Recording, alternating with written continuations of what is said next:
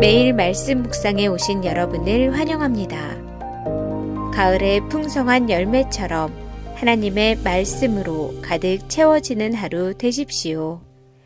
안녕하세요, 성도 여러분. 11월 21일 목요일 말씀 묵상 시작하도록 하겠습니다. 오늘 묵상할 말씀은 요한계시록입니다. 요한계시록 지금 7교회에 대해서 쭉 말씀을 우리가 묵상하고 있습니다.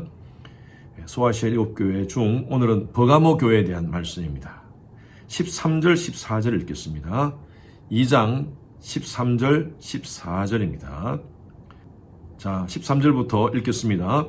내가 어디에 사는지를 내가 아노니 거기는 사탄의 권자가 있는데라.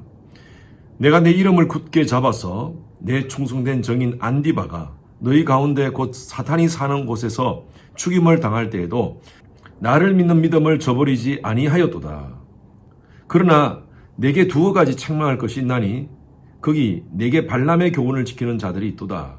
발람이 발락을 가르쳐 이스라엘 자손 앞에 걸림돌을 놓아 우상의 제물을 먹게 하였고 또 행음하게 하였느니라. 늘 제가 묻는 질문이죠. 저와 여러분들이 누구십니까? 예수의 보혈로 구속받은 하나님의 자녀입니다. 이것이 바로 우리의 중요한 정체성입니다. 누구의 아버지, 누구의 엄마, 누구의 아들, 이런 정체성도 있지만 그러나 이 땅을 살아가면서 저와 여러분들이 잊지 말아야 될 정체성은 예수의 보혈로 구속받은 하나님의 자녀입니다. 그래서 하나님의 자녀로서 저희들의 삶은요, 평범한 삶이 아닙니다. 세상과 다르게 살아야 됩니다. 다른 말로 거룩한 삶을 우리는 살기 위해서 몸부림쳐야 됩니다. 남들이 사는 대로, 남들이 생각하는 대로, 남들이 행동하는 대로 그렇게 살아서는 안 됩니다. 하나님의 자녀답게 하나님의 자녀의 명예를 가지고 살아야 될 줄로 믿습니다.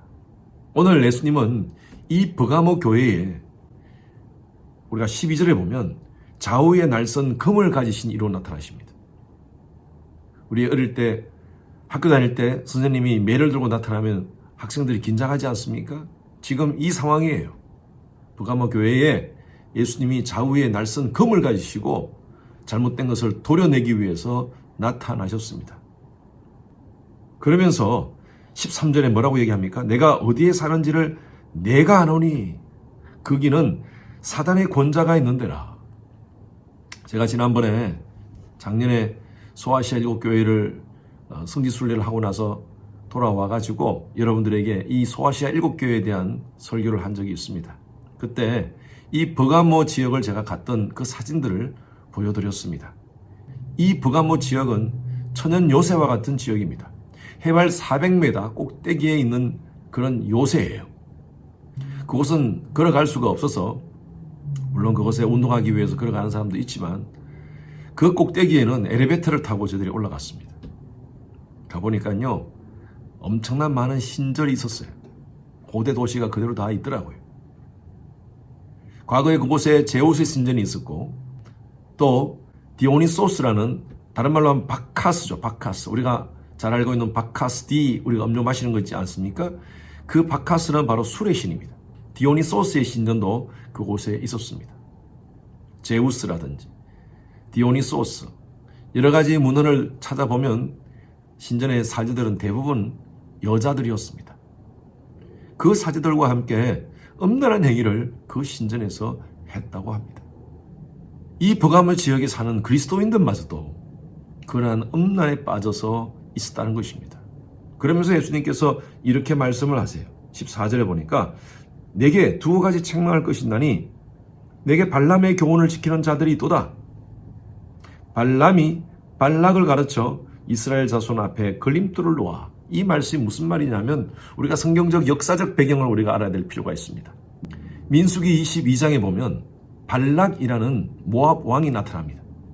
그 모압 왕은 이스라엘을 저주하기 위해서 발람이라는 그 당시에 유명한 예언자를 회유를 시킵니다. 돈으로. 그래서 이스라엘을 저주하려는 거죠.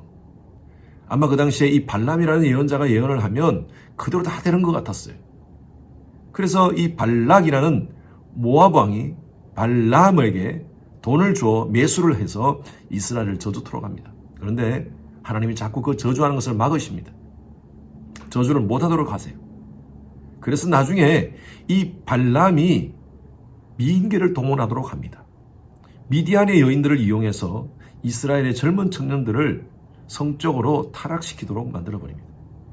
발람의 그 괴략으로 인해서 이스라엘의 젊은이들이 음행에 다 빠지게 되었다는 것이죠. 이스라엘이 누굽니까? 하나님의 백성들 아닙니까? 하나님의 백성들은요, 세상과 다른 삶을 살아야 됩니다. 거룩한 삶을 살아야 됩니다. 오늘날 이 시대도 마찬가지예요. 제가 지난주에 세속주의에 대해서 말씀드렸습니다.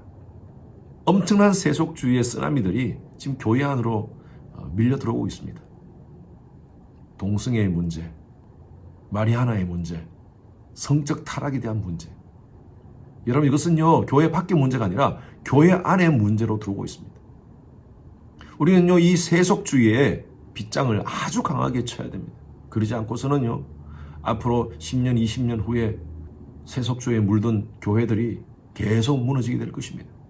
그래서 저는 그렇게 생각합니다. 신앙은요, 굉장히 레디컬하게 해야 됩니다.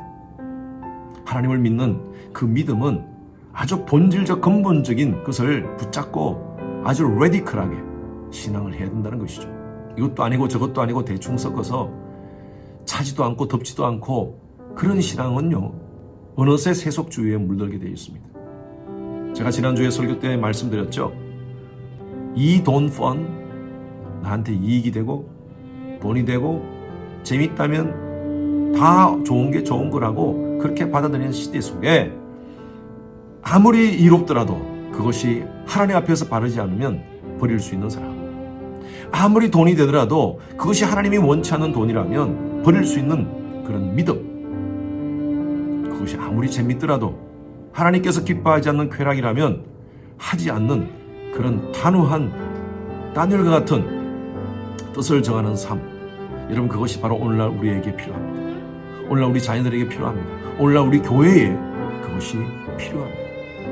오늘도 여러분 삶 가운데 어떤 세속주의가, 발람의 문화가 여러분들을 유혹할지 모르겠어요. 믿음에 굳게 서서 오늘 말씀처럼 내가 내 이름을 굳게 잡아서 예수 이름을 굳게 붙잡고 믿음에 견고하게 서 있는 여러분 되시기를 주님의 이름으로 축원합니다. 주님, 세속주의의 쓰나미 같은 물결이 계속 저희들을 날마다 공격하고 있습니다.